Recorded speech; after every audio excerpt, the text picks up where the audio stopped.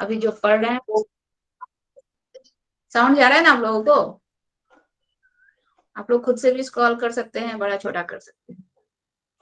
ठीक है, दो शब्द शिक्षकों और अभिभावकों के लिए में देखिए, पहला हम लोग का जो क्वेश्चन बनता है, राष्ट्रीय पाठ्यचर्या की रूपरेखा एनसीएफ 2005 में कथित उद्देश्य को एक राष्ट्रीय स्तर की पर्यावरण अध्ययन की पाठ्य पुस्तक में प्रस्तुत करना लेखन मंडल के लिए क्या है, चुनौतीपूर्ण कार्य रहा है।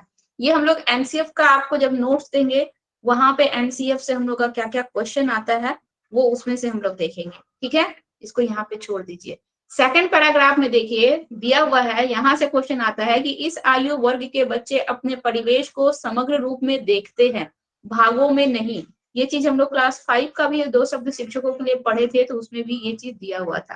ठीक है, इस पूरे इस पैराग्राफ को अंडरलाइन कीजिएगा, जो जो हम अभी पढ़ रहे हैं। देखिए बोल रहा है, वे इससे जुड़े किसी भी विषय को विज्ञान तथा सामाजिक अध्ययन के रूप में नहीं देखते हैं कि ये विज्ञान की का टॉपिक है या फिर ये सामाजिक अध्ययन का टॉपिक है। नहीं, वो सभी चीजों को वो एक तरीके से देखा जाए तो कंबाइंड रूप से उसको क्या पढ़ेंगे, ईवीएस के रूप में उसको पढ़ेंगे।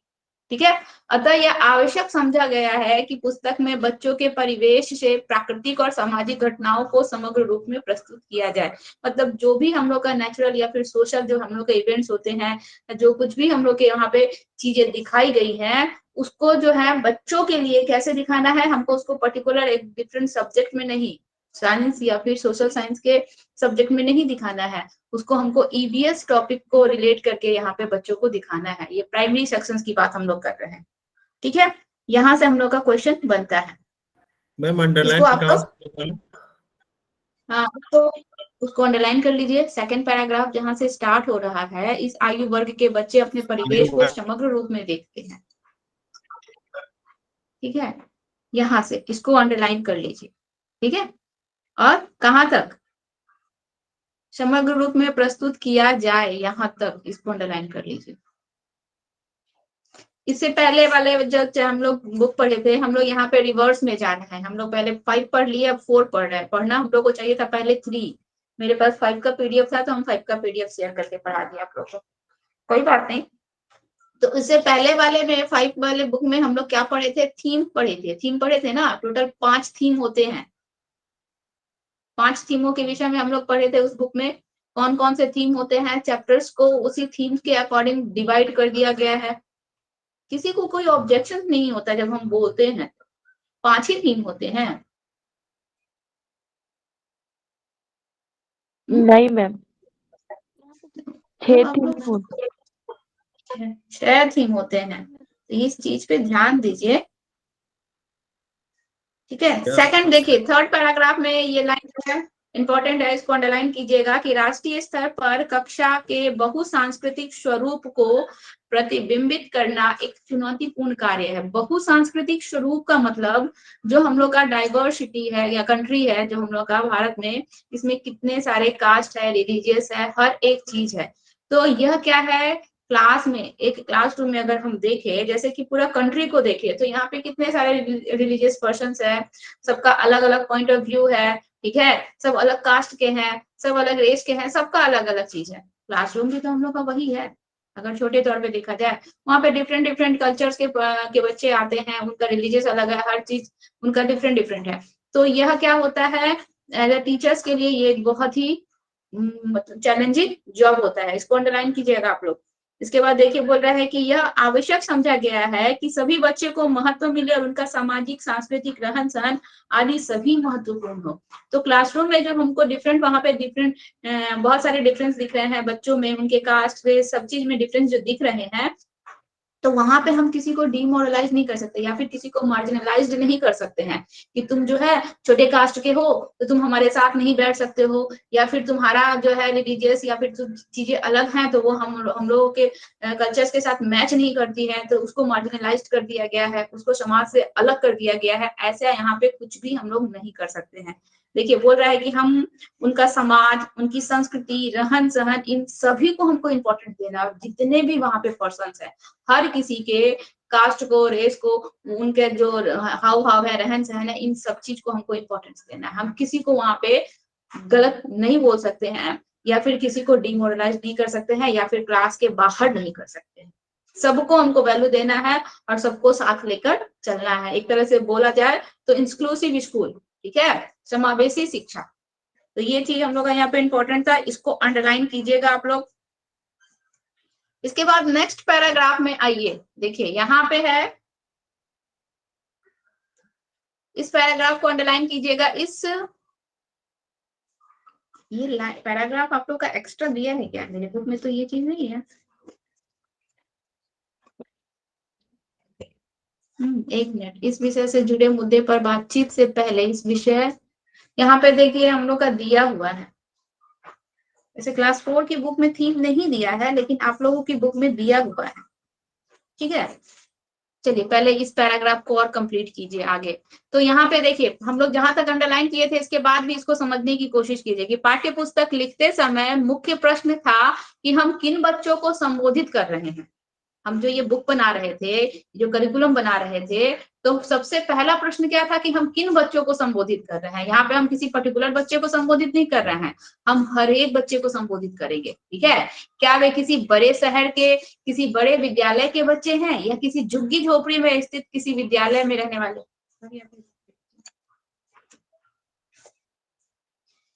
या किसी बड़े शहर के किसी बड़े विद्यालय के बच्चे हैं, या किसी झुग्गी झोपड़ी में स्थित किसी विद्यालय के, या किसी एक ग्रामीण स्कूल के, या फिर दूर दराज के किसी पहाड़ी इलाके स्कूल के बच्चे हैं, ठीक है। यहाँ पे क्या दिखा रहा है, मतलब डिफरेंट कल्चर्स को, लैंग्वेज को, हर एक चीज को यहाँ पे दिखा रहा है कि हमारे स्कूल में जो बच्चे आ रहे हैं वो अगर देखा जाए तो सामाजिक तौर पर, आर्थिक तौर पर, या फिर जो है हम लोग का जोग्राफिकल कंडीशंस में, सब जो है डिफरेंट डिफरेंट अलग अलग जगह से आते हैं। अलग अलग उनका हर एक तौर तरीका, हर चीज क्या होता है, अलग होता है, ठीक है। तो इतनी विविधताओं को पाठ्य पुस्तक में कैसे समाहित किया जाए। देखिए लिंग हो गया, वर्ग हो गया, संस्कृति, धर्म, भाषा, भौगोलिक स्थिति आदि सभी को कैसे समाहित किया जाए, ठीक है। एक ही क्लासरूम में सबको वैल्यू देना है, सबको इंपॉर्टेंस देना है।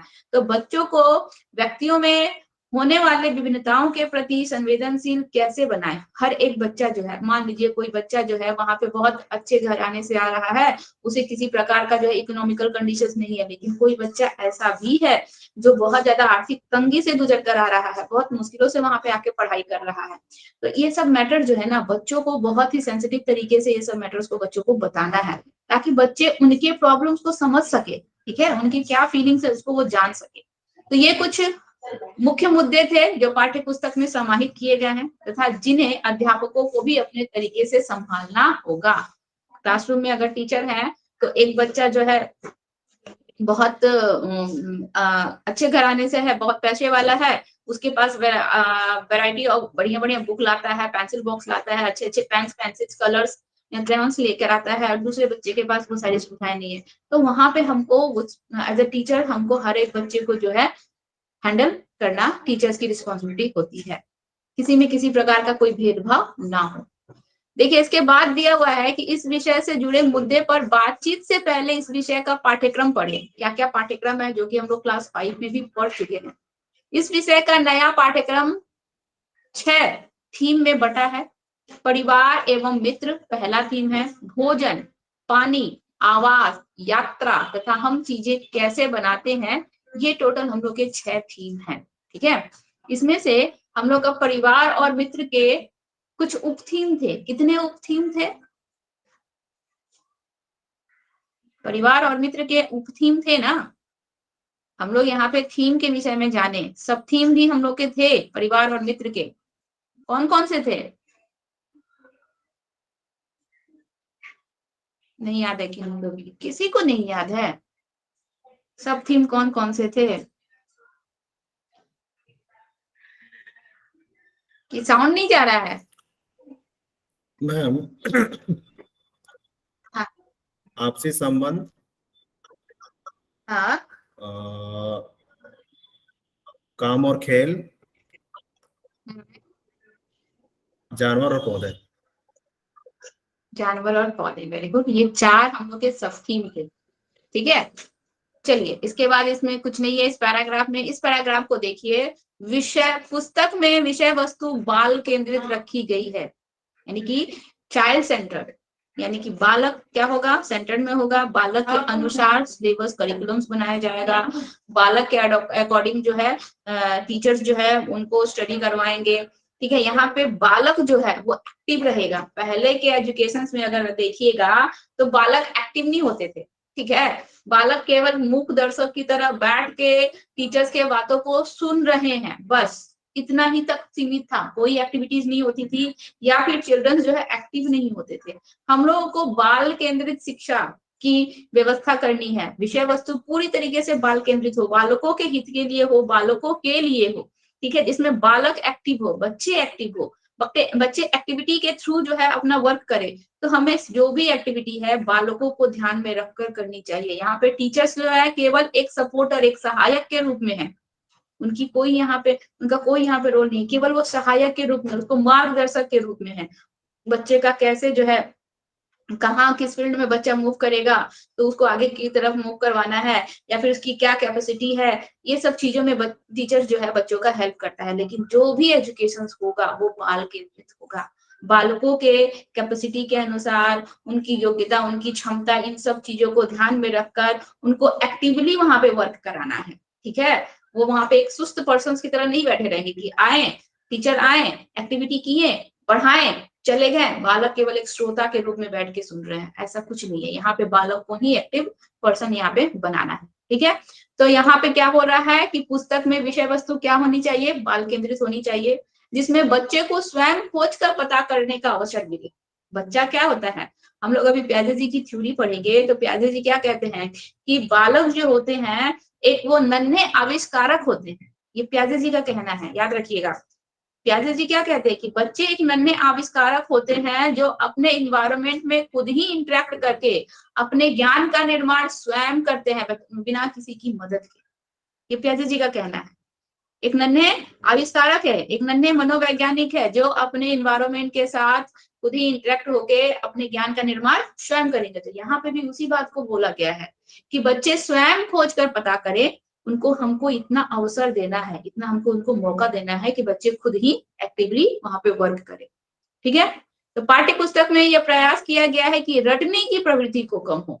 अब आप एनसीईआरटी की बुक्स देखिएगा, ज्यादातर एनसीईआरटी की बुक्स में केस स्टडी ज्यादा दिया रहता है, स्टोरीज बता देगा, एग्जांपल्स दे देगा, इसके थ्रू जो है बच्चों को बताया जाता है। तो हम बच्चों को जब स्टोरी के थ्रू, केस स्टडी के थ्रू बता रहे हैं तो जाहिर सी बात है कि बच्चे जो है किसी चीज को अब रटेंगे नहीं, उस चीज को उनको रटने की ये जरूरत ही नहीं है। वो केस स्टडी, स्टोरी, ये सब के थ्रू ही, जैसे कि अभी हम लोग जो कौन कहाँ से आए जी, जो हम लोग चीजें पढ़े थे, कितना ज्यादा इनोवेटिव तरीके से बताया गया था पोयम्स के थ्रू कि कहाँ कहाँ से क्या क्या आया है। वो चीजों को हम लोग, जैसे कि हम लोग पहले रटते थे। ठीक है, भारत की राजधानी दिल्ली है तो इसकी राजधानी ये, इसकी राजधानी ये, हम लोग इस चीजों को रटते थे।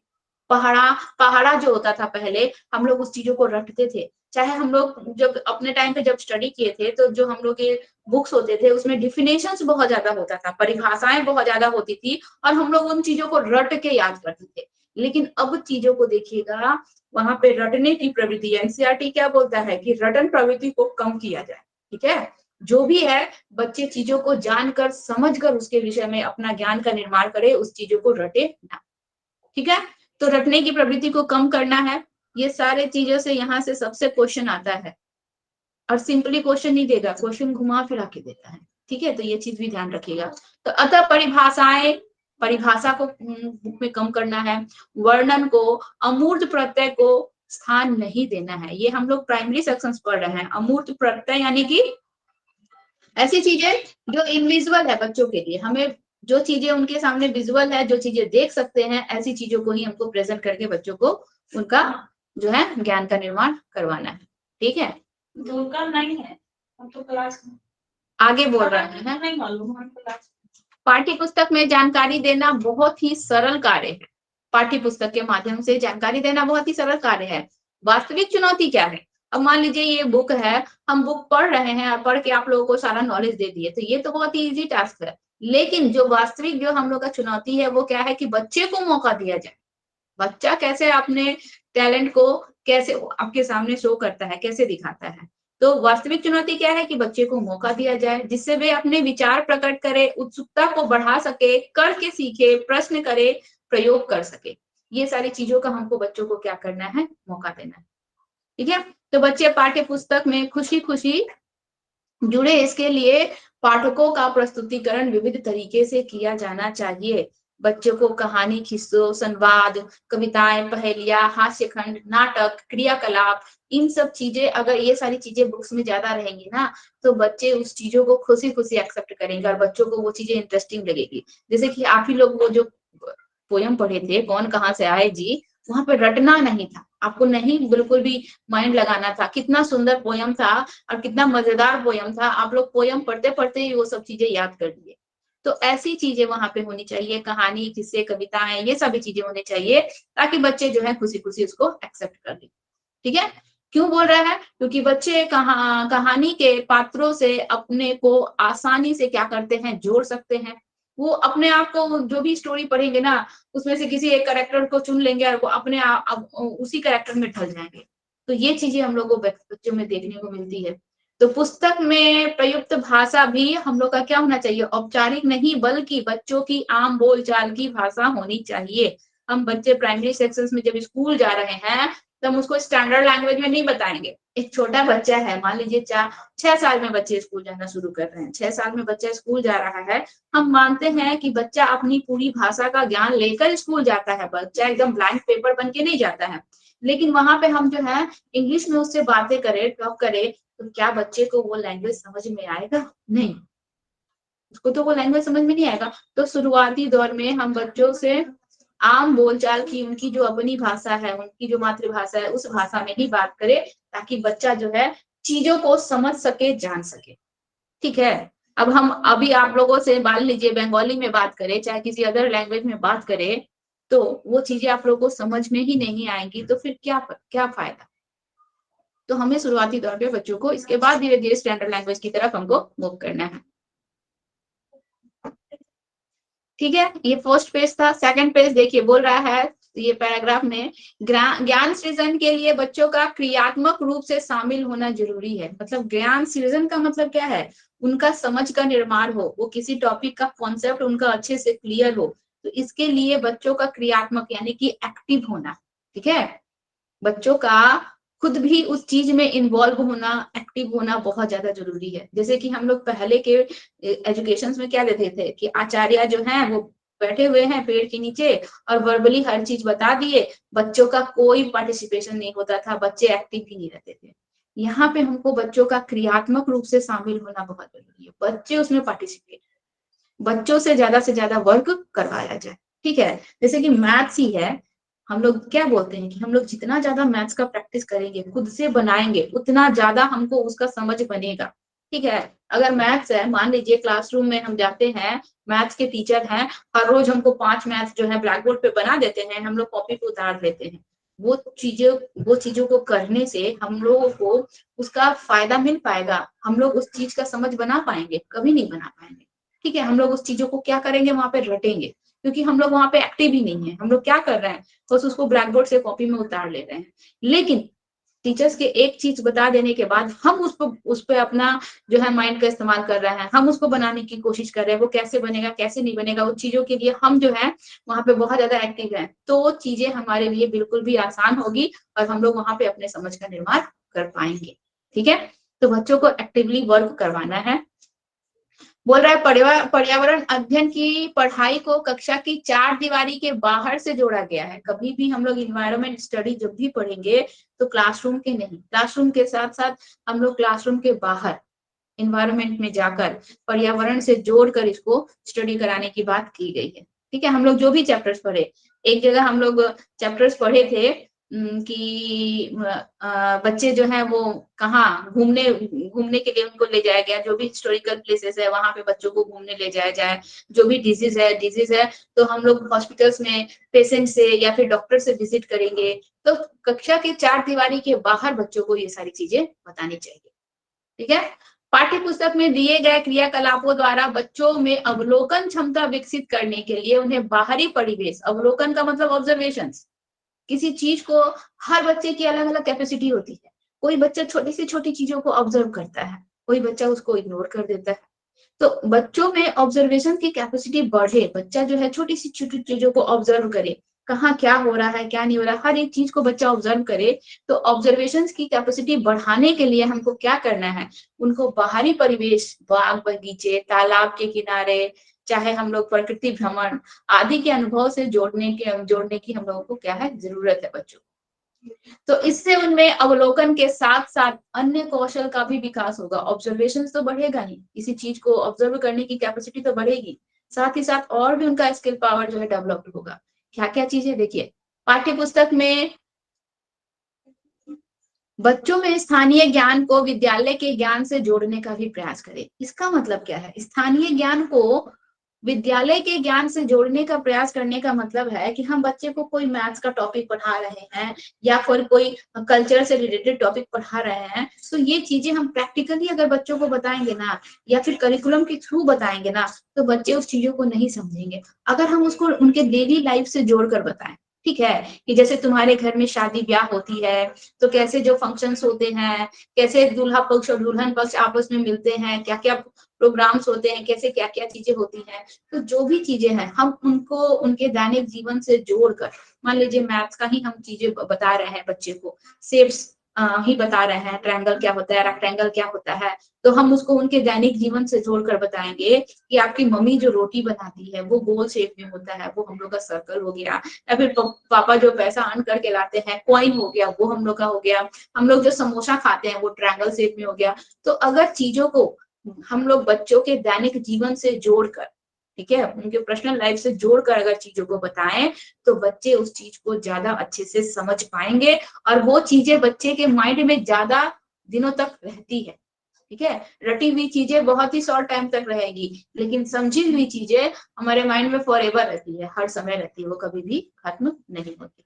ठीक है, इसके बाद बोल रहा है, यह ध्यान देने की बात है कि पाठ्य पुस्तक में सम्मिलित क्रियाकलाप मात्र सुझावात्मक हो। जो भी एक्टिविटीज बच्चों में सम्मिलित क्रियाकलाप करवा रहे हैं वो किसी गाइडेंस के अंदर हो, किसी टीचर्स के अंदर क्रियाकलाप, कोई भी एक्टिविटीज, ऐसा नहीं कि बच्चों को एक्टिविटीज दे दी और उनको फ्री कर दी कि जाओ तुम लोग जो करना है सो करो, ऐसा नहीं, कोई ना कोई गाइडेंस, टीचर्स वहां पे कुछ ना कुछ कोई ना कोई होने चाहिए। आगे देखिए, क्रियाओं व प्रश्नों को पाठों के अंत में न देकर पाठों का ही हिस्सा बनाया गया है।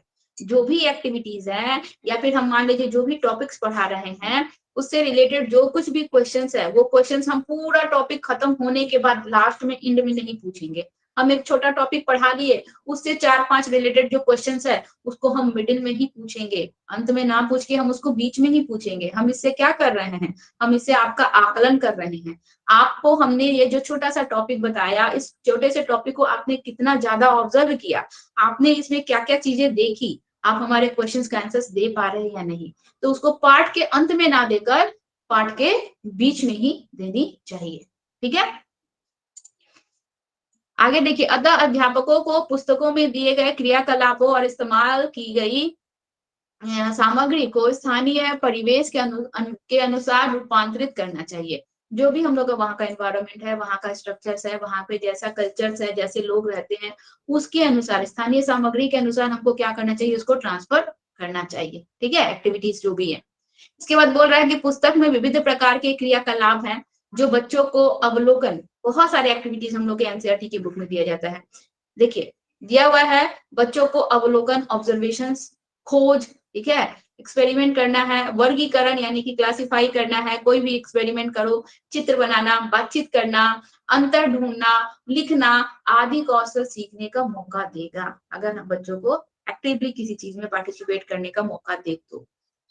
ठीक है, पाठ्य पुस्तक में बहुत सारे ऐसे क्रियाकलाप है जिन्हें बच्चे स्वयं अपने हाथों से करेंगे और उससे अपने क्रिया कौशल का विकास करेंगे खुद से।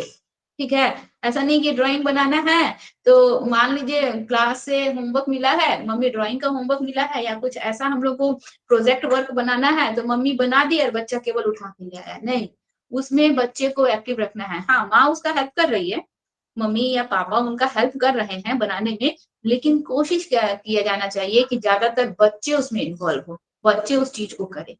ठीक है, देखिए आगे बोल रहा है कि बच्चों में सृजनात्मकता को उभारना, यानी कि हम लोग का क्रिएटिविटी, बच्चों को हमको क्रिएटिव बनाना है, हर एक फील्ड से, हर एक चीजों से हमको बच्चे को क्रिएटिव बनाना है।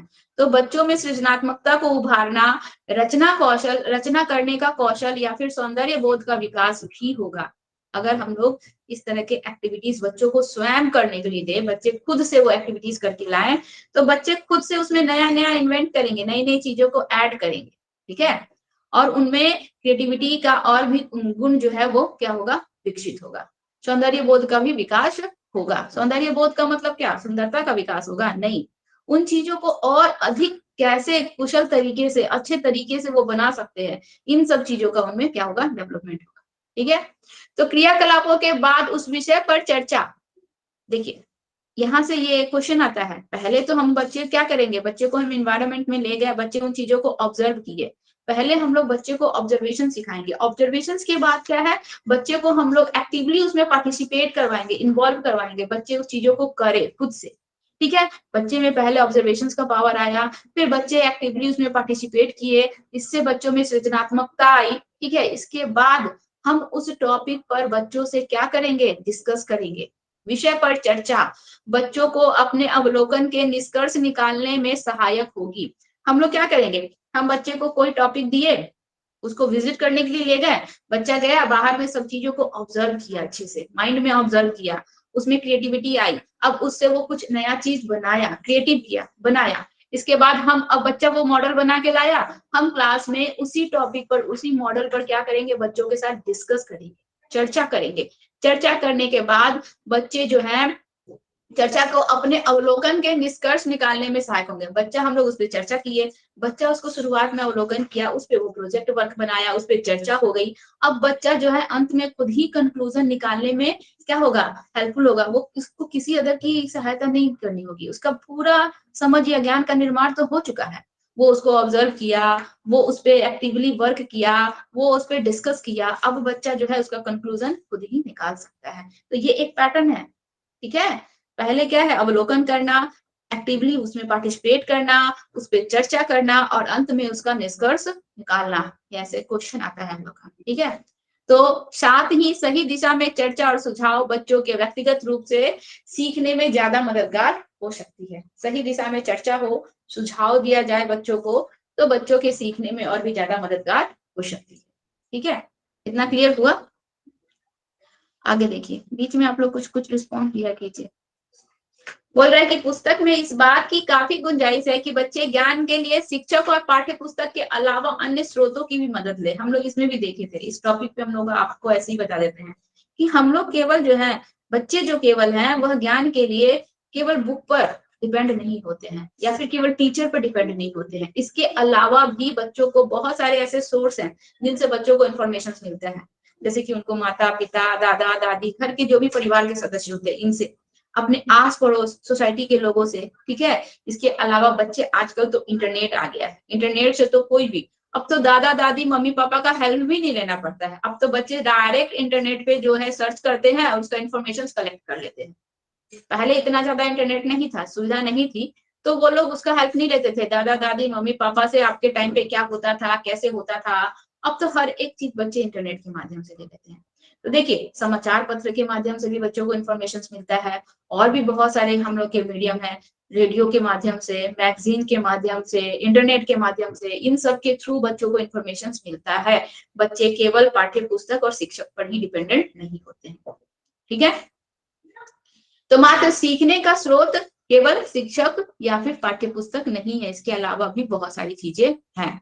तो बहुत समय पहले की जानकारी या इतिहास की झलक के लिए बच्चों को अपने बड़ों की मदद लेनी चाहिए, ठीक है। जैसे कि हम लोग बोलते हैं ना कि अपनी मम्मी से पूछते हैं कि आप लोग के टाइम पे स्कूल कैसा था, हम लोग के जैसा स्कूल था या नहीं, स्मार्ट बोर्ड थे या नहीं, क्लासरूम में बेंच लगे हुए थे नहीं, तो हम लोग को उस समय की इन्फॉर्मेशन मम्मी कैसे बताती है कि हमारे टाइम में स्कूल ऐसे नहीं होते थे, ठीक है। बच्चे जो होते थे उनमें डेस्क, क्लासरूम में डेस्क नहीं होता था, नीचे हम लोग क्या करते थे, मैट बिछा के या फिर कुछ अदर चीजें को बिछा के वहां पे बैठते थे।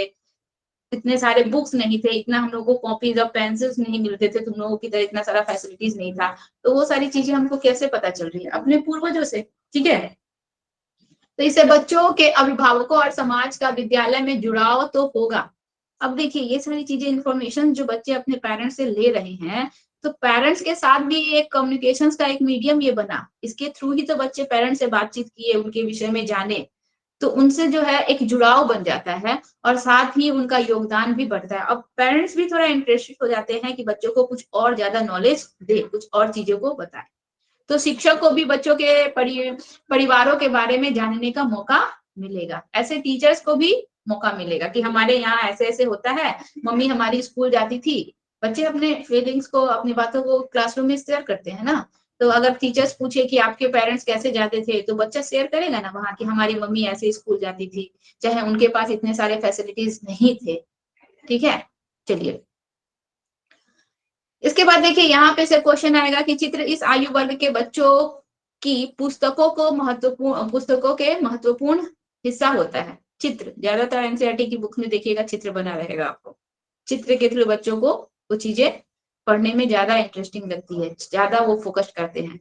तो लेखन दल ने ध्यान रखा है कि चित्र की प्रकृति लिखित बातों को प्रतिबिंबित करे। जो भी चीज लिखा हुआ है वो चित्र के माध्यम से भी शो हो, चित्र के माध्यम से भी दिखाई जाए। ठीक है, तो पुस्तक में विषय वस्तु को चित्रों की सहायता से पढ़ना एक प्रमुख आधार रखा गया है। चित्रों का इस्तेमाल इस तरह भी किया गया है कि वे लिखित कार्य को के पूरक हो। ठीक है, ऐसा नहीं है कि मान लीजिए अगर लिखित रूप से नहीं है, केवल चित्र ही है, तो चित्र स्टडी के माध्यम से ही जो भी वहां पे पिक्चर्स बनाए गए हैं, तो पिक्चर स्टडी के माध्यम से भी बच्चों को क्या मिले, इंफॉर्मेशन मिले, पूरी की पूरी जानकारी मिले। तो उसका पूरक के रूप में चित्र को वहां पे रखा गया है। तो चित्र बच्चों को खुशी तो प्रदान करते ही हैं, साथ ही वह उनसे चुनौतीपूर्ण तरीके से कुछ सीखते भी है।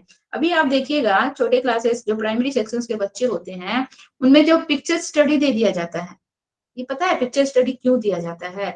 बच्चे में ऑब्जर्वेशंस का पावर कितना है, वो कितना ज्यादा चीजों को ऑब्जर्व कर रहे हैं, वो कैसे उसको जो है उस पर डिस्कस कर सकते हैं, इसको शब्दों में बनाकर लिख सकते हैं, क्या क्या चीजें वो ऑब्जर्व किए। मतलब उनका ऑब्जर्वेशन पावर देखने के लिए आजकल देखिएगा पिक्चर स्टडी दे देता है। कुछ पिक्चर्स बना के दे दिया गया कि वहां पे बच्चे फील्ड है, बच्चे फील्ड में खेल रहे हैं, पार्क में झूले लगे हुए हैं, कुछ वेंडर्स हैं वो अपना चीजों को बेच रहे हैं। अब बच्चा हर एक चीज को ऑब्जर्व करे और ऑब्जर्व करके उसको कहानी के माध्यम से लिखे। तो इससे क्या है, बच्चों को क्रिएटिव बनाया जा रहा है, बच्चों में लिखने की कैपेसिटी को बढ़ावा दिया जा रहा है। ठीक है, वहां पे बच्चे तो देख के लिख तो नहीं ना रहे हैं, वहां पे बच्चे खुद से अपने माइंड में शब्दों को बना रहे हैं। पिक्चर्स दो बहुत सारी चीजें वहां पे बच्चों का ग्रोथ करिए। क्या, एक तो बच्चों का ऑब्जर्वेशन पावर हम लोग को पता चल रहा है कि कितना बच्चा ऑब्जर्व कर रहा है, प्लस उसके पास कितने अच्छे अच्छे शब्द हैं, कैसे शब्दों के माध्यम से वो बनाकर कहानी को पिरोकर लिख सकता है, ये चीजें पता चल रही है। इसलिए आजकल बच्चों को जो देखिएगा पिक्चर स्टडी जैसे चीजें देती। आगे देखिए, पाठ्य पुस्तक में बच्चों को काम करने की विविध अवसर दिए गए हैं, जैसे कि अकेले, छोटे समूह में या बड़े समूह में काम करना। हम लोग पढ़े थे कि बच्चों को ग्रुप में रहना ज्यादा अच्छा लगता है। जैसे ही बच्चे हम लोग के पोस्ट चाइल्डहुड में आते हैं, इनको ग्रुपिंग में बहुत ज्यादा मजा आता है। ठीक है, तो अकेले बहुत से ऐसे बच्चे होते हैं साई नेचर के जो अकेले रहना पसंद करते हैं, बहुत से ऐसे बच्चे होते हैं जिनका अपना छोटा समूह होता है, ग्रुप होता है, बहुत से बच्चे बड़े ग्रुप में रहते हैं। तो समूह में किए गए पारस्परिक क्रियाकलापों से बच्चे बहुत कुछ सीखते हैं। हम लोग क्या देखे थे कि जितना ज्यादा बच्चे ग्रुपिंग में एक्टिविटी करेंगे, ग्रुपिंग में कोई भी काम करेंगे, बच्चे उससे बहुत चीजों को सीखते हैं एक दूसरे से। ठीक है, एक दूसरे से बच्चे बहुत कुछ चीजों को सीखते हैं। अकेले वो करेंगे ना तो वो उनके साथ तो कोई है नहीं, जो है उनकी अपनी क्षमता, अपनी एबिलिटी, उसी चीज में वो वर्क कर रहे हैं। लेकिन जब ग्रुपिंग में करते हैं तो उनको समझ में आ रहा है कि वो देखो वो उस चीज को बना रहा है, कोई प्रोजेक्ट वर्क बना रहा है तो वो कितने अच्छे तरीके से बना रहा है, हम भी उस चीज को ऐसे करेंगे। तो वो क्या करते हैं, उनमें जो इंटरेक्शन होता है, जो एक्टिविटी बच्चे कर रहे हैं साथ में ग्रुप में, इससे वो एक दूसरे से बहुत कुछ सीखते हैं। तो इससे मिलकर कार्य करने की क्षमता बढ़ती है और साथ ही साथ वो ये भी देखते हैं कि वो भी काम कर रहा है तो हम भी उसी एनर्जी के साथ काम करें। तो बच्चे शिल्पकार हो सकते हैं, चित्रकला को समूह में करके आनंदित होते हैं। ठीक है, कोई प्रोजेक्ट वर्क बनाना है, मिट्टी का, क्ले का हो गया, या फिर हम लोग का फाइबर का हो गया, या फिर वुडन का हो गया, तो बच्चे ये सब ग्रुपिंग में, या फिर कोई ड्राइंग बनाना हो तो सब ग्रुप में करना ज्यादा पसंद करते हैं। देखिए, जब बच्चों की रचनात्मकता की प्रशंसा की जाती है तो वो बहुत खुश होते हैं और वह उससे प्रेरित भी होते हैं। अतः उनकी प्रशंसा की जाए, उनकी रचनात्मकता को अनावश्यक रूप से नकारा किसी भी, हम लोग देखिएगा एज अ टीचर्स, चाहे आप लोग स्कूल में पढ़े होंगे, आप बहुत कुछ अच्छा एक थीसिस लिख के गए या फिर मैथ्स अच्छे से बना के गए, परफेक्टली बना के गए, या फिर आपकी हैंडराइटिंग बहुत अच्छी है, तो टीचर्स वो आपको वहां पे फीडबैक देते हैं, गुड, एक्सीलेंट, वेरी गुड। ये क्यों दिया जाता है? ताकि आपको मोटिवेट किया जा सके। आप जो वर्क किए हैं ना, आपको वहां पे डीमोरलाइज्ड नहीं किया जाए, आपको मोटिवेट किया जाए, ताकि आप खुश होके उस चीज को और अधिक बेहतर ढंग से करने की कोशिश करें। ठीक है, आपकी तारीफ ही कर दिए, हम बोले, मान लीजिए हम कुछ लिखे ना, लेकिन हम आपका ड्राइंग देखकर, चाहे आपका कोई वर्क देखकर हम ऐसे वर्बली ही बोल दिए कि वेरी गुड बेटा, आप बहुत अच्छा बनाए हो, तो उससे भी बच्चा बहुत खुश होता है कि मैम तो मेरा तारीफ की, हम इससे और अच्छा बना के दिखाएंगे। तो ये सारी चीजें जो है, ये फीडबैक देना बहुत ज्यादा जरूरी होता है एजुकेशन में बच्चों को। इससे बच्चों का मनोबल बढ़ता है, उनमें क्रिएटिविटी की क्षमता भी बहुत ज्यादा बढ़ती है। तो ये सारी चीजें बहुत ज्यादा जरूरी है। इसके बाद देखिए, पाठ में प्रश्नों तथा क्रियाकलापों का उद्देश्य सूचना तथा जानकारी की जांच करना नहीं होता है। पाठ में हम लोग अभी चैप्टर्स पढ़ेंगे, जो भी एक्टिविटीज दिए गए हैं या फिर जो भी इंफॉर्मेशन दिए गए हैं, उसका क्या है, जानकारी की जांच करना नहीं है, बल्कि बच्चों को अपने विचार प्रकट करने के अवसर देना है। ठीक है, बच्चे कैसे, बच्चों का क्या थॉट है, बच्चे अपने परिवेश में कैसे उस चीजों को क्या देखते हैं, क्या नहीं देखते हैं, वो बच्चे अपने विचारों को व्यक्त करें। वहां पे जो भी एक्टिविटीज करवाई जा रही है, ठीक है, वो हम लोगों को इन्फॉर्मेशन देने के लिए नहीं, बस वो बच्चों को उनके विचार प्रकट करने के लिए अवसर देने का मौका दिया है। तो इन प्रश्नों तथा क्रियाकलापों को करने के लिए उन्हें पूरा समय दिया जाना चाहिए, क्योंकि हर बच्चा अपनी गति से सीखता है। हम एक फिक्स्ड टाइम नहीं कर देंगे कि इतने टाइम पे ही आपको करके रखना है। हम हर बच्चे को फ्री टाइम दे देंगे, क्योंकि हर बच्चे की गति जो है क्या होगी, अलग अलग होगी। कोई बच्चा कोई बहुत स्पीडली वर्क करता है, कोई बच्चा बहुत स्लो करता है, तो हर किसी के लिए हमको समय देना बहुत जरूरी है। ठीक है, अध्यापक बच्चों की आवश्यकता, पढ़ाने का तरीका तथा स्थानीय स्थिति के अनुरूप उनके अपने मूल्यांकन के तरीके स्वयं निर्धारित करे। ठीक है, इसके बाद ये फिनिश हो जाएगा ना। हाँ, चलिए चैप्टर्स पे आएंगे फिर। देखिए, मूल्यांकन पर और समझ बनाने के लिए हम लोग एनसीईआरटी के स्रोत पुस्तक इस विषय पर भी तैयार की है। मूल्यांकन से रिलेटेड अगर हम लोग को, मूल्यांकन का मतलब क्या होता है, आकलन मूल्यांकन। ठीक है, आकलन का मतलब होता है हम बच्चे को कोई टॉपिक पढ़ाएं, मान लीजिए हम फिजिक्स से रिलेटेड लाइट चैप्टर पढ़ा रहे हैं, लाइट चैप्टर्स में हम बच्चे को एक पैराग्राफ, दो पैराग्राफ पढ़ाएं, उससे रिलेटेड कुछ बच्चे से बीच में क्वेश्चन पूछ लिए, वो हो गया आकलन। यानी कि संग संग क्वेश्चंस अराइज कर देना, बच्चा जो हम ये टॉपिक पढ़ाएं इसमें बच्चा कितना समझा। और मूल्यांकन का मतलब क्या हो गया, पूरा चैप्टर्स फिनिश्ड करने के बाद जो हम लोग का क्वेश्चन सॉल्यूशंस होता है, वो मूल्यांकन हो गया। जैसे कि आप लोग देख लीजिए, हम लोग का जो एग्जाम होता है, बीच बीच में जो मंथली टेस्ट हो गया, वो आकलन के अंतर्गत आ गया, और जो हम लोग का फाइनल एग्जाम होगा वो मूल्यांकन हो गया। पूरा सिलेबस कंप्लीट करने के बाद एक बार एग्जाम हुआ, वो हम लोग का मूल्यांकन हो गया। ठीक है, आकलन मूल्यांकन भी हम लोग का एक टॉपिक है, इसको भी हम लोग अच्छे से विस्तार से पढ़ेंगे। देखिए, उसे भी अवश्य पढ़े, बच्चे के कौशल का मूल्यांकन उनके द्वारा दी गई क्रियाओं कक्षा में अथवा कक्षा के बाहर के अनुरूप होनी चाहिए। ठीक है, मतलब क्लासरूम में कैसा हम लोग का बच्चों का आकलन होना चाहिए, कक्षा के बाहर कैसे होना चाहिए, उसके अनुसार हम लोगों को बच्चे का क्या करना है, मूल्यांकन करना है। और मूल्यांकन क्या है, एक सतत प्रक्रिया, यानी कि कंटिन्यूअस, जैसे कि हम लोग का डेवलपमेंट जो है कंटिन्यू चलने वाला प्रोसेस है, उसी तरह से आकलन और मूल्यांकन भी जो है एक सतत प्रक्रिया, कभी भी ये रुकता नहीं है। हम स्कूल से पास आउट होके बाहर चले गए, हम कॉलेज से पास आउट होके चले गए, यूनिवर्सिटी से भी पास आउट हो, इसका मतलब क्या कि हमारा आकलन मूल्यांकन नहीं हो रहा है। लाइफ के हर एक स्टेप, हर एक मोड पे हम लोग का आकलन मूल्यांकन होता है। ठीक है, वो कभी भी खत्म नहीं होता है। ठीक है, अतः विभिन्न परिस्थितियों जैसे कि अवलोकन करना है, प्रश्न पूछना है, ड्राइंग अथवा चित्रकारी करना, समूह में चर्चा करना आदि के दौरान मूल्यांकन होना बहुत जरूरी है बच्चों का। इससे हमें पता चलेगा कि बच्चा जो है किस चीज को कितना जाना, और अगर नहीं जाना, मान लीजिए कोई बच्चे से हम कोई टॉपिक पढ़ाएं और पढ़ाने के बाद बच्चे से क्वेश्चन अराइज किए और बच्चा उसका सही सही आंसर नहीं दे पाया, ठीक है, तो हमको तो शुरुआती दौर में उसका फॉल्ट पता चल गया ना, या फिर उसमें क्या कमी है, या फिर वो क्यों नहीं समझा है, ये चीज हमको पता चल गया, तो हम शुरुआत में ही उसके इस मिस्टेक को, चाहे जो कुछ भी है, उसको सुधारेंगे। हम बहुत लंबा टाइम नहीं लिया, हमने शुरुआत में ही इन चीजों को सुधार लिया। तो ये बहुत ज्यादा जरूरी होता है। तो इसीलिए प्रत्येक पाठ में क्रियाकलाप एवं प्रश्न पाठ के अंदर ही दिए हैं, अंत में नहीं दिए गए हैं। देखिएगा एनसीईआरटी में चर्चा करो, ठीक है, या फिर ऐसा क्वेश्चंस भी है तो मिडिल में ही है, अंत में क्वेश्चन को कभी भी नहीं है। जो भी है क्वेश्चंस वो चैप्टर्स के बीच में ही है, या फिर चर्चा करो जो कुछ भी है सब चैप्टर्स के बीच में ही है। जैसे कि हम लोग बुक्स पढ़ते हैं तो चैप्टर सारा खत्म हो जाता है, इसके बाद अंत में क्वेश्चन आता है। ऐसे क्वेश्चन है एनसीईआरटी में? बिल्कुल नहीं है। जो भी है वो मिडिल में बीच में ही दिया हुआ है। तो इसीलिए प्रत्येक पाठ में क्रियाकलाप और प्रश्न क्या है, अंदर में ही है, उसे उसी क्रम में करवाना उचित होगा।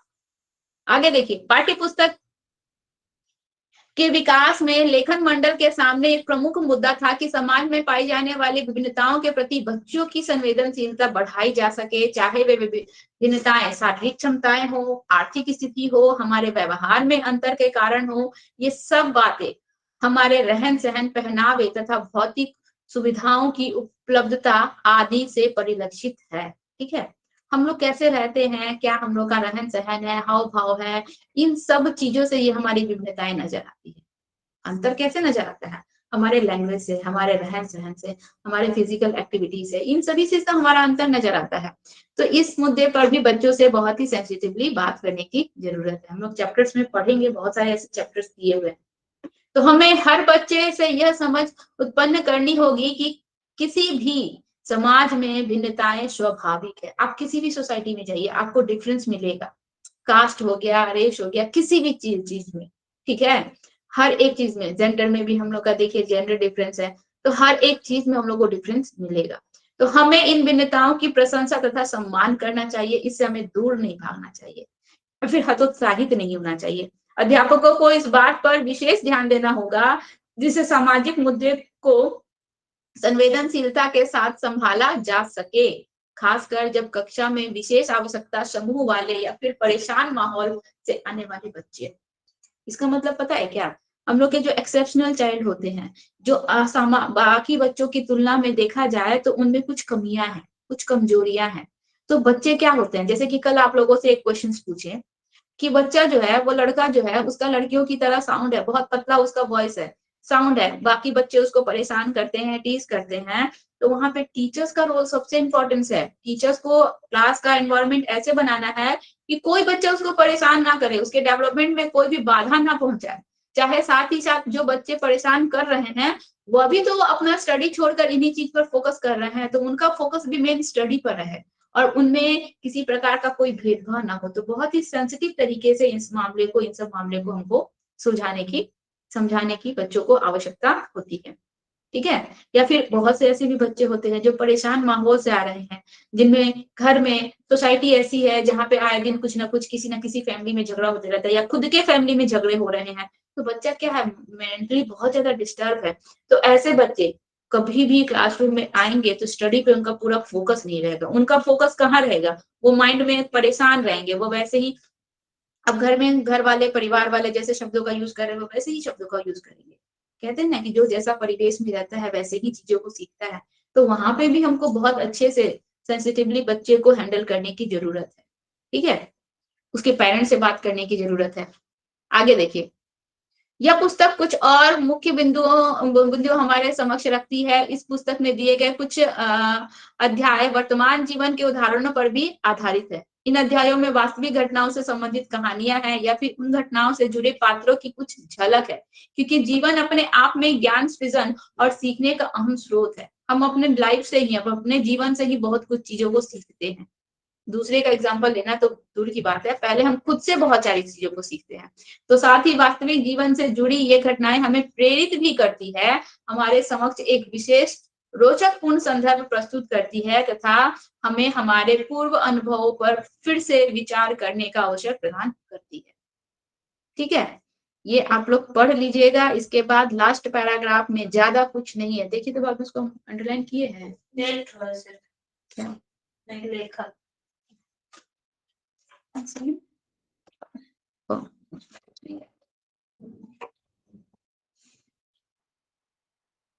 ठीक है, देखिए लास्ट पैराग्राफ में यहाँ पे देखिए दिया हुआ है, लेखन मंडल ने न केवल बच्चों के बारे में सोचा है अपितु अध्यापकों को भी एक ऐसे व्यक्ति के रूप में देखा है जो ज्ञान सृजन करते हैं। हम लोग यहाँ पे सारा टॉपिक्स पढ़े, बच्चों के लिए पढ़े। शिक्षक जो होते हैं बच्चों के लिए सहायक और मार्गदर्शक का काम करते हैं, लेकिन यहाँ पे देखिए लास्ट में यहाँ पे बताया है कि अध्यापकों को भी व्यक्ति के रूप में देखा गया है, जो ज्ञान का सृजन करते हैं, जो बच्चों को बताते हैं। सही चीजें बताने का काम कौन कर रहा है? टीचर्स कर रहा है, और अपने अनुभवों को भी बढ़ाते हैं। यहाँ पे बच्चे सीख रहे हैं क्लासरूम में आकर, बुक्स के थ्रू, एनवायरनमेंट के थ्रू। हम टीचर्स भी तो सीखते हैं। टीचर्स जो होते हैं वो सब समय जो है कुछ ना कुछ स्टडी करते रहते हैं, कुछ ना कुछ नया सीखते ही रहते हैं।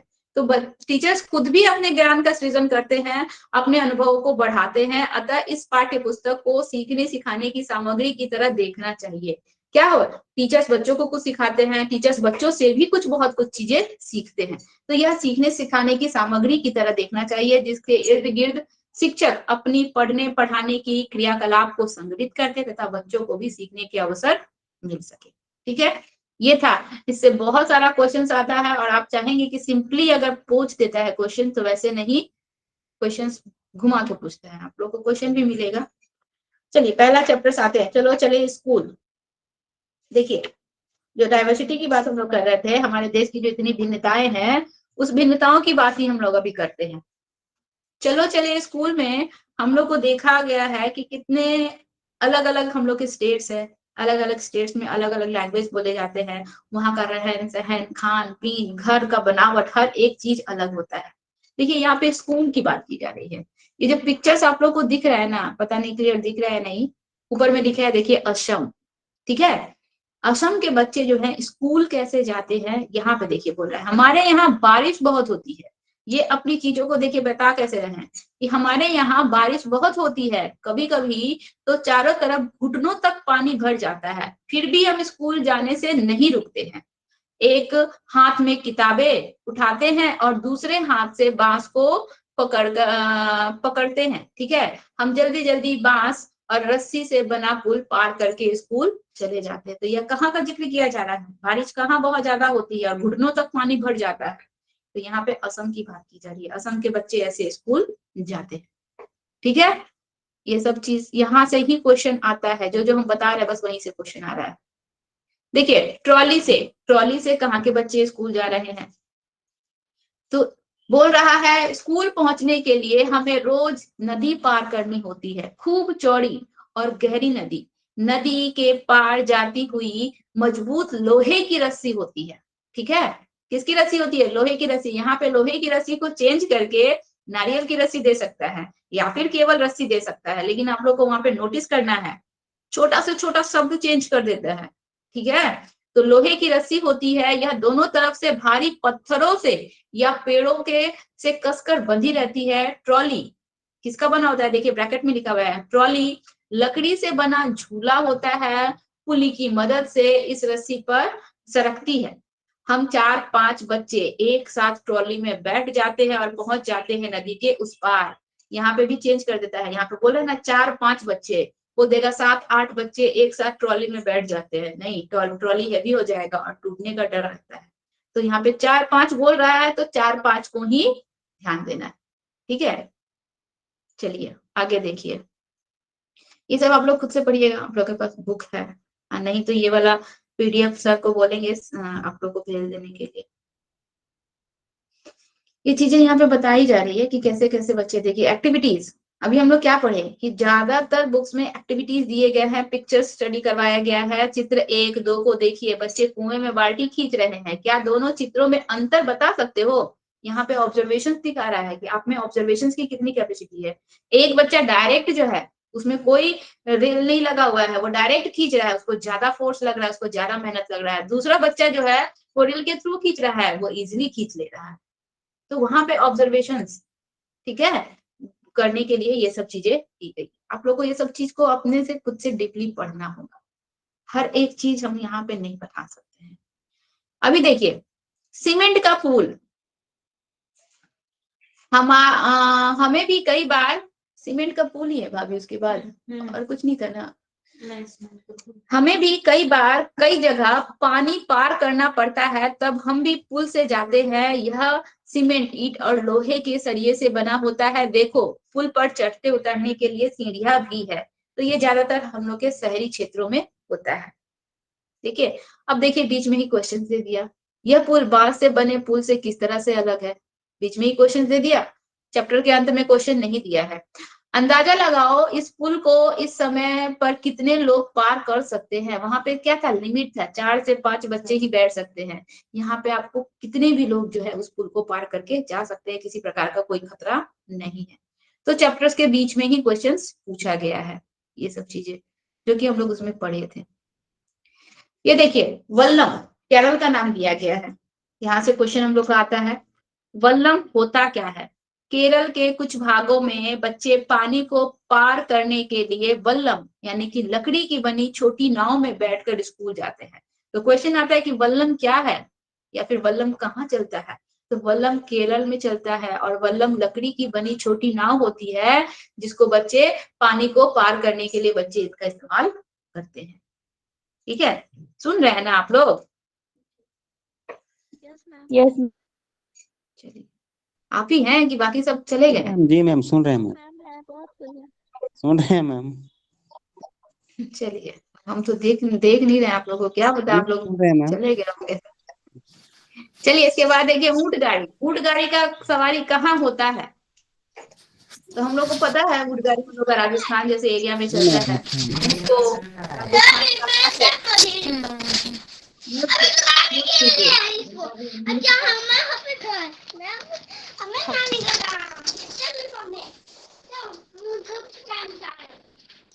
बहुत अग्रेसिव हो रहा है, म्यूट कीजिए। अपना साउंड म्यूट कीजिए।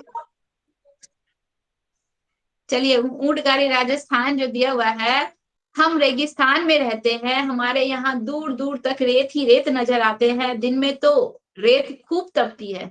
हम ऊंट गाड़ी में बैठकर स्कूल जाते हैं। तो यहाँ कहाँ का जिक्र किया जा रहा है, राजस्थान का जिक्र किया जा रहा है। इसके बाद देखिए मैदानी इलाके का एक गांव, मैदानी इलाका, ठीक है, जो हम लोग के उत्तर ये मिडिल भारत जिसको हम लोग कहेंगे। तो बैलगाड़ी, हम बैलगाड़ी पर बैठकर हरे भरे खेतों में से धीरे धीरे निकलते हुए स्कूल पहुंच जाते हैं। तेज धूप पर बारिश हो तो हम अपनी छतरी खोल लेते हैं। ठीक है, ये सभी चीजें यहाँ से हम लोग का क्वेश्चन है। देखिए अध्यापक के लिए दिया हुआ है, जानवरों को गाड़ी खींचते समय कैसा महसूस होगा। जानवरों के प्रति हम लोग को उनका सेंसिटिविटी को यहाँ पे चर्चा करनी है, बच्चों से डिस्कस करना है कि जब जानवर हम मनुष्यों को बैलगाड़ी पे बैठाकर या फिर ऊंट गाड़ी पे बैठाकर जब खींचते हैं तो उनको भी तो कुछ फीलिंग होता होगा, उनको भी तो दुख होता होगा, तकलीफ होती होगी। तो इस पर बच्चों से क्या करना है, डिस्कस करना है। ये देखिए यहाँ से क्वेश्चन आता है, जंगल से जाते बच्चे, कौन से बच्चे जंगलों को क्रॉस करके स्कूल जा रहे हैं। तो स्कूल पहुंचने के लिए हमें घने जंगल से निकलना पड़ता है। कहीं कहीं जंगल इतना घना हो जाता है कि दिन में भी रात जैसा लगता है। उस सन्नाटे में कई पक्षियों और जानवर की आवाजें सुनाई देती है। लेकिन यहाँ पे जो है स्टेट्स का नाम नहीं दिया है, ठीक है, कि किस राज्य का ये जिक्र किया गया है। हमको लगता है ये उत्तराखंड का जिक्र किया गया है। जी मैम। ठीक है, आगे देखिए उत्तर की पहाड़ियों, वहां पे बच्चे कैसे स्कूल जाते हैं। तो बर्फ पर चलते बच्चे, बर्फ पर चलकर कहाँ के बच्चे जाते हैं, तो उत्तर की पहाड़ियों में। देखो हम कैसे स्कूल पहुंचते हैं, मीलों फैली बर्फ पर चलकर, चारों तरफ बर्फ ही बर्फ है। अब बर्फ पर देखिए चल कैसे रहे हैं, हम हाथ पकड़ पकड़ कर बर्फ पर पैर जमाते हुए ध्यान से चलते हैं। एक दूसरे का हाथ पकड़कर बर्फ पर पैर जमाते हुए बड़े ही ध्यान से चलते हैं। ताजी बर्फ में पैर धंस जाते हैं, इसीलिए वो एक दूसरे का सहारा लेते हैं। अगर बर्फ जमी हुई हो तो फिसल भी सकते हैं, तो इसलिए वो एक दूसरे का सहारा लेकर हाथ पकड़कर बहुत ही संभल संभल कर चलते हैं। देखिए यहाँ पे फिर क्वेश्चन कर दिया। ठीक है, उत्तराखंड, वो उत्तराखंड नहीं होगा, वो कुछ और होगा, उसका जो है स्टेट्स नहीं दिया हुआ है। देखिए उत्तराखंड, हम पहाड़ी इलाकों में रहते हैं, यहाँ दूर दूर तक ऊबड़ खाबड़ पथरीले रास्ते हैं। मैदानों या शहर में रहने वाले बच्चे को भले ही मुश्किल लगे, हम तो भागते हुए पहाड़ी रास्ते पार कर सकते हैं। तो ये कहाँ के बच्चे ऐसे स्कूल जाते हैं, पत्थरों को पार करते हुए, भागते हुए। तो उत्तराखंड के बच्चे। क्वेश्चन दे दिया अगेन फिर, क्या स्कूल पहुंचने में तुम्हें भी कोई परेशानी होती है। बच्चों से चर्चा करना, जितना ज्यादा चर्चा हो सके। बच्चों की कलम से, ये चीज है, एक्टिविटीज है, ये आप लोग को देखिएगा, खुद से पढ़िएगा। अध्यापक के लिए देखिए दिया हुआ है, पाठ में इस तरह का संदर्भ देने का उद्देश्य स्कूल में सजा देने की प्रवृत्ति को रोकना है। ठीक है, कक्षा में इस मुद्दे पर संवेदनशीलता से बात करनी। देखिए यहाँ पे भी पनिशमेंट को नहीं देना है, इसके लिए ही बात की गई। एनसीईआरटी बुक क्या बोलता है कि बच्चे को बिल्कुल भी पनिश्ड नहीं करना है। ठीक है, जैसे कि ये था, बच्चे की कलम से टेस्ट में फेल हो गया है तो 30 डंडे, टेस्ट में मस्ती की तो 15 डंडे, अगर होमवर्क नहीं किया तो 8 डंडे, नाखून दांत ब्रश साफ सुथरे ना हो तो 30 डंडे। ठीक है, दंड बैठक, सॉरी दंड बैठक है ये। अगर टीचर क्लास में न होने पर मस्ती करेंगे तो 2 घंटे एक पैर के बल पे। तो ये जो पनिशमेंट का जिक्र किया गया ना, यहाँ पे शिक्षक संकेत में वही चीज बताई गई है कि हम लोग बच्चों को पनिश्ड तो बिल्कुल करना ही नहीं है। पनिशमेंट के संदर्भ में जो भी वहां पे बताई गई है उसको रोकना है। कक्षा में इस मुद्दे पर संवेदनशीलता से बात करें, बच्चों को आत्म अनुशासन के लिए प्रोत्साहित करें कि वो खुद से जो है बच्चे डिसिप्लिन में रहे। ठीक है, लेकिन पनिश्ड नहीं करना है। ये था हम लोग का चैप्टर कंप्लीट, एक चैप्टर कंप्लीट हुआ। सेकंड चैप्टर है हम लोग का कान कान में। पिक्चर्स को अच्छे से स्टडी कीजिए, कुछ भी डिफरेंस दिख रहा है पिक्चर्स को स्टडी करने के बाद? सबका कान अलग अलग है मैम, हाथी का अलग है जी, कान, हरिण का अलग है, जानवर का अलग है। खरगोश का कान हिरण के पास आ गया, हिरण का कान चूहे का, हाथी का कान जेब्रा के पास आ गया। सबका कान जो है डिफरेंट डिफरेंट हो गया है। तो यहाँ पे हम लोग बात करेंगे कान कान में, यानी कि पशु पक्षियों के जो कान होते हैं वो कैसे होते हैं डिफरेंट। किसी के बाहरी कान होते हैं, किसी के कान इतने लंबे होते हैं कि उसका वो इस्तेमाल पंखों की तरह करते हैं, पंखा झलने की जैसे। ठीक है, तो यहाँ पे कान का ही जिक्र किया गया। देखिए बोल रहा है कि क्या ये चित्र अजीब लग रहा है, चित्र बनाने वाले ने जानवरों के कान उलट पुलट कर दिए हैं, कान को सही जानवर के साथ जोड़ो। नीचे दिए गए ये जो है कॉलम जो है आप लोग से भरिएगा, उसमें कुछ खास नहीं है, ये सब भी कुछ खास नहीं है। देखिए यहाँ पे, यहाँ से हम लोग का क्वेश्चन बनता है पक्षियों के, ये जानवर कौन से हैं, क्या तुम्हें इन जानवरों के कान दिखाई दे रहे हैं? हमें पक्षियों के कान कभी भी दिखाई देते हैं? पक्षियों के एक्चुअल में जो कान होते हैं ना, वो उनके दोनों साइड्स में, आंखों के दोनों साइड्स में एक छेद मात्र होता है जो कि हमें दिखाई नहीं देता है। वो उनके पंखों से क्या होते हैं, ढके होते हैं। ठीक है, बाहरी कान पक्षियों के नहीं होते हैं। तो इस चीज पर यहाँ पे चर्चा की गई है।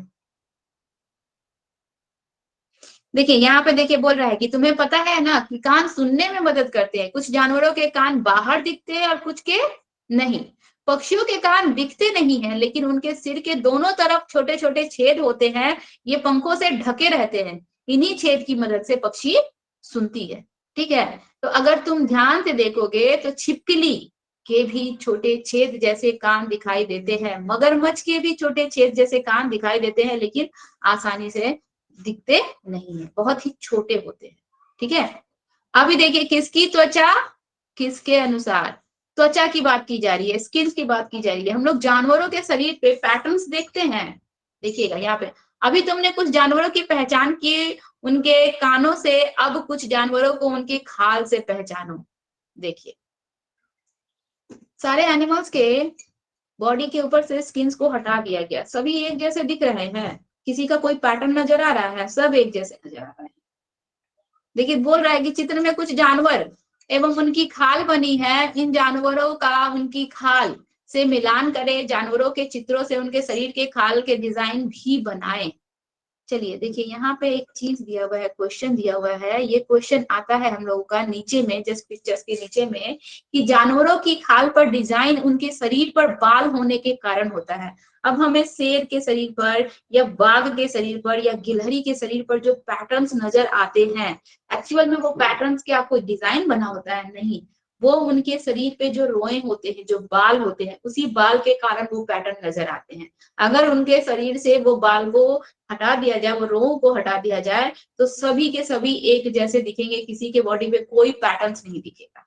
ठीक है, तो जानवरों की खाल पर जो डिजाइन होते हैं उनके शरीर पर बाल होने के कारण होते हैं, यहाँ से क्वेश्चन आता है, इसको ध्यान रखिएगा आप लोग। क्या तुमने कभी ऐसे जानवर को देखा है जिनके बाल हट गए हो या हटा दिए गए हो? सोचो, अगर उनकी खाल से बाल हटा दी जाए तो जानवर कैसे दिखाई देंगे? जैसे कि भेड़ के ही शरीर से बाल हटा दिया जाता है तो भेड़ कैसे दिखते हैं? ना रहेगा रंग, ना रहेगी डिजाइन, कोई रंग भी नहीं दिखेगा और कोई डिजाइन भी नहीं दिखेगी। कुछ बोलना है कि नहीं को? यहाँ पे कुछ जानवर के नाम दिए गए हैं, उनको कॉलम के अनुसार आप लोग सजाइएगा, ठीक है। ये देखिए, कुछ अध्यापक के लिए जो दिया हुआ है, पाठ में आए जानवरों के बारे में और जानकारी पर बातचीत करे, जैसे कि उनका भोजन, रहने की जगह आदि, जानवरों के प्रति संवेदनशील विकसित करने के मौके बच्चों को दे। पता लगाएं इसमें से कौन से जानवर अंडे देते हैं और अंडे देने वाले जानवरों के नाम हमें इस बॉक्स में लिखने हैं। चलिए यहाँ पर देखिए, ये चीजें यहाँ से क्वेश्चन आता है, ठीक है, नीचे से। अच्छा, इसको देखिए, अब हरे बॉक्स में लिखे गए जानवरों के नामों को पिछले तालिके में ढूंढना है, ये नहीं पढ़ना है, सेकंड लाइन से पढ़िए। बोल रहा है कि जिन जानवरों के कान बाहर दिखाई देते हैं, यहाँ से क्वेश्चन आता है, जिन जानवरों के कान बाहर दिखाई देते हैं उनके शरीर पर बाल होते हैं और वे बच्चे देते हैं, ठीक है। जिनके कान बाहर की तरफ उभरे होंगे, बाहरी कान होंगे, जिनके शरीर पर बाल होंगे, वे क्या देते हैं? वो बच्चे देते हैं। और जिन जानवरों के कान बाहर दिखाई नहीं देते हैं और उनके शरीर पर बाल नहीं होते हैं, वे क्या देते हैं? अंडे। जैसे कि पशु पक्षी, पक्षियों के शरीर पर बाल नहीं होते हैं, उनके पंख होते हैं और कान जो है बाहर की तरफ, बाहरी कान नहीं होते हैं, तो वो अंडे देते हैं, ठीक है। समझ में आया? छिपकली के कान बाहर की तरफ नहीं दिखाई देते हैं, शरीर पर बाल नहीं होते हैं, वो भी अंडे देती है। मगरमच्छ का भी आप ले लीजिए, उनके शरीर पर भी बाल नहीं होता है। कछुआ को ले लीजिए, उनके शरीर पर भी बाल नहीं होता है, उनके भी कान बाहर की तरफ नहीं होते हैं। तो जिनके कान बाहर की तरफ नहीं होते हैं और शरीर पर बाल नहीं होते हैं, वो अंडे देते हैं, और जिनके कान बाहर की तरफ दिखते हैं और शरीर पर बाल होते हैं, वो बच्चे देते हैं और अपने बच्चे को फीड करवाते हैं, ठीक है। इससे रिलेटेड क्वेश्चन है, वो कौन सा जानवर है? आप लोग को ये सब करना है, ये वाला चैप्टर कंप्लीट करवा के आज क्लास यहाँ पे ओवर कर। इसको पैटर्न्स है, ये एक्टिविटीज दी गई है बच्चों को करने के लिए। हम लोग क्या पढ़े स्टार्टिंग में कि जितना ज्यादा बच्चों से एक्टिविटी करवाएं, बच्चों को इन्वॉल्व करवाएं, वही सब चीज दिया गया है। अध्यापक के लिए देखिए दिया हुआ है, डायनासोर से मिलते जुलते जानवर के नाम बच्चों की समझ के अनुसार अलग अलग हो सकते हैं। अब किसी बच्चे के लिए डायनासोर जैसा मिलता जुलता छिपकली भी हो सकता है, डायनासोर जैसा मिलता जुलता हम लोग का गिरगिट भी हो सकता है। तो अलग अलग बच्चों की अलग अलग अपनी अपनी सोच है, ठीक है। तो उन्हें सोचने का मौका दे, हर तरह के ऐसे उत्तरों को सही माने। अगर कोई बच्चा छिपकली बोल रहा है, कोई बच्चा मगरमच्छ बोल रहा है, कोई बच्चा कुछ और बोल रहा है, हमको उनके विचारों को गलत नहीं बताना है, हमको उनके विचारों को सही मानना है। तो इस तरह के और चित्र बनाकर कार्यकलाप करवाए जा सकते हैं बच्चों से, एक्टिविटीज। देखिए, पेपर वर्क से एक्टिविटीज बच्चों को यहाँ पे करवाया जा रहा है, बच्चे इसमें इन्वॉल्व रहेंगे। अध्यापक के लिए, कागज की पक्षी बनाने के लिए कागज दोनों तरफ से अलग अलग रंग का हो तो पक्षी सुंदर बनेगी। ये फोल्डर यहीं तक खुल रहा है, अब नहीं हो रहा है। तो आज का क्लास यहीं पे, बाकी जो है नेक्स्ट क्लास में हम लोग करेंगे। 7 बज गया वैसे भी।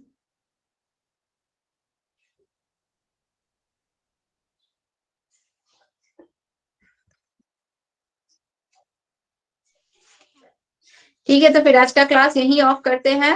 आप लोगों का आज कॉग्निटिव डेवलपमेंट का और कुछ पेज चला जाएगा, तो फिर क्लास हम लोग कर लेंगे, ठीक है। ईवीएस 2-3 दिन बाद ले लेंगे फिर से, ठीक है जी मैम। ठीक है, फिर क्लास ऑफ करते हैं। Okay ma'am, thank you. Okay, thank you ma'am. Thank you.